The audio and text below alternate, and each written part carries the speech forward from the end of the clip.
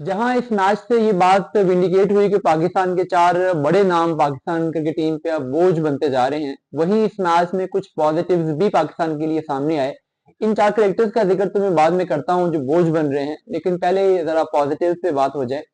देखिए, जो पहला पॉजिटिव इस मैच में मेरे ख्याल में है वो सलमान अली आगा हैं। सलमान अली आगा के बारे में अगर आपने मेरी पिछली वीडियो देखी हो तो मैंने बार बार ये बात की है कि टी20 में तो वो सूटेबल बैट्समैन नहीं है, और टी20 उनको खिलाना पाकिस्तान के साथ भी ज्यादती है, उनके साथ भी ज्यादती है। लेकिन टेस्ट मैचेस में वो प्रूवन मैच विनर हैं, और ओडीआईज में भी मैं बार बार कह रहा था कि वो परफॉर्म करेंगे अगर उन्हें थोड़ा सा ऊपर चांस दिया गया, अगर वो नंबर 5 पे खेले। नंबर 6 उनके लिए टू डीप है, उन्हें 5 पे खेलना चाहिए।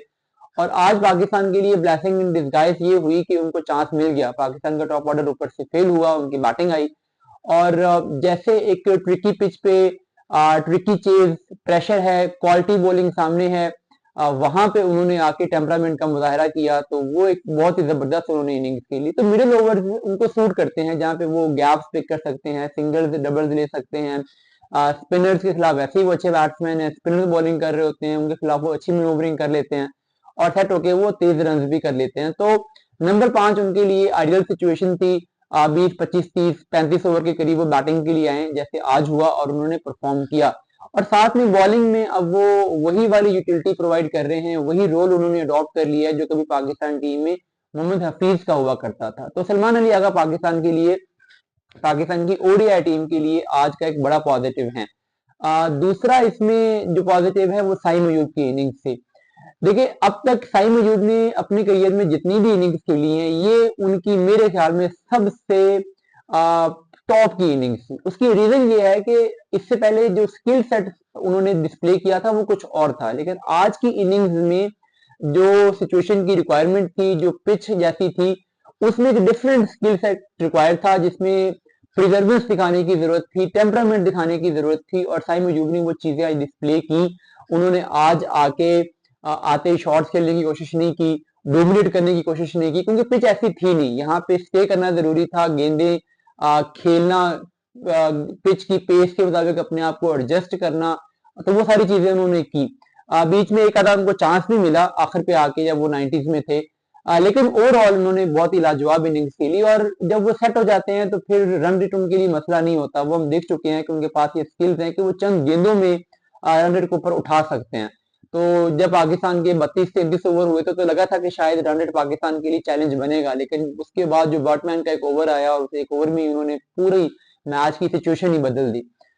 इसके अलावा शाहीन शाह अफरीदी की बॉलिंग बेहतर होती जा रही है। अब ये फील हो रहा है पिछले कुछ मैचेस से कि वो कंटिन्यूसली इंप्रूव कर रहे हैं, थोड़ी सी उनकी पेस भी बेहतर हो रही है, और थोड़ी सी वो जो उनकी इन स्विंगिंग डिलीवरी थी वो भी वापस आ रही है नई गेंद के साथ, तो ये भी एक पॉजिटिव है। एनी हाउ, अब आते हैं उन चीजों पे जो पाकिस्तान के लिए प्रॉब्लम क्रिएट कर रही हैं। देखिए, बाबर आजम को शक नहीं है कि वो पाकिस्तान के ओडीआई के बेस्ट बैट्समैन है, अब भी वो बेस्ट बैट्समैन है, मैं किसी को उनके बराबर रेट नहीं करता ओडीआईज में।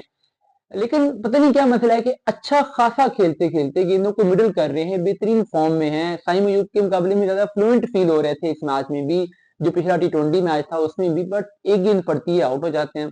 तो ये शायद जब बुरा टाइम चल रहा होता है किसी प्लेयर का, कोई बैड लक चल रही होती है, तो उस टाइम ऐसा होता है कि ऐसा खेलते खेलते एक बुरी शॉट, या एक अच्छी गेंद पड़ गई, या एक अच्छा कैच हो गया, या एक फोकस जो है वो इधर उधर हुआ और कैच हो गया, तो वो चीज बाबर के साथ हो रही है। लेकिन बाबर को कितना चांस दिया जाए, आप देख लें कि कितने लंबे अरसे से परफॉर्म नहीं कर पा रहे।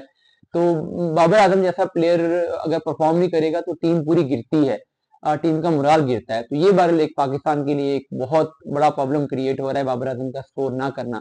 फिर मोहम्मद रिजवान है, जब से वो कप्तान बने हैं उनके फोकस का थोड़ा इशू है। वो नजर आता है कि थोड़ा सा पूरे तरीके से कमिटेड नहीं होते बैटिंग में, पता नहीं कुछ जेन में टीम के बारे में चल रहा होता है, कैप्टनसी के मामला चल रहे होते हैं या क्या है। लेकिन अब जब से वो कप्तान बने हैं, वो बैटिंग में जब आते हैं तो उतने फोकस्ड, उतने कंपोज्ड वो नजर नहीं आ रहा है। इस तरीके से अब्दुल्ला शफीक के बारे में किसी ने मुझसे बात की कि आप उसके इतना खिलाफ क्यों हैं, उतना खिलाफ क्यों बोलते हैं, कोई एजेंडा है आपका।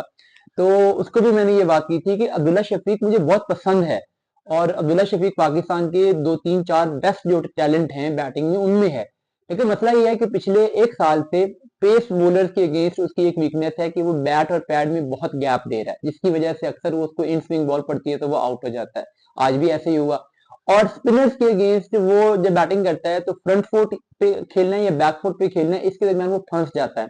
ना वो पूरा फ्रंट फुट पे आ रहा है, ना वो पूरा बैक फुट पे आ रहा है, जिसकी वजह से स्पिनर्स के अगेंस्ट एलबीडब्ल्यू हो रहा है या उसका आउटसाइड एज हो रहा है। अब ये गलती उसकी पिछले 1 साल से मुसलसल चल रही है। टेस्ट मैचेस में भी, ओडीआईज में भी हमने देखा, और उसको वो ठीक नहीं कर पा रहा। तो एक बैट्समैन जब 1 साल तक एक ही गलती बार-बार कर रहा हो, उसी जगह मुसलसल आउट हो रहा हो, और आप उसको फिर भी खिलाई जा रहे हो, तो इसका मतलब है वो चीज़ों को फॉर ग्रांटेड ले रहा है। अगर आप उसको एक दफ़ा ड्रॉप करोगे, थोड़ा-सा वो अपने आप पे काम करेगा, तो एक बेहतर बैट्समैन के तौर पे सामने आ सकेगा। फिर आखिरी नाम इसमें नसीम शाह। नसीम शाह जब से एशिया कप 2023 में इंजर्ड हुए थे, उसके बाद कभी भी वो वाले नसीम शाह नजर नहीं आए। पता नहीं फिटनेस का मसला है, कुछ उनका वेट भी ज्यादा हो गया है, उस साथ से अब उनकी पेस भी नहीं रही। तो नसीम शाह भी अब वो वाले नसीम शाह नजर ही नहीं आते, वो 50% नसीम शाह भी नहीं है। तो होपफुली वो आए, फॉर्म में आए। पाकिस्तान के बेस्ट बॉलर कंसिडर किए जाते थे, वो शाहीन से भी ऊपर उनको रेट किया जा रहा था उस टाइम पे, लेकिन अब आके वो नसीम शाह अब हमें नजर नहीं आते।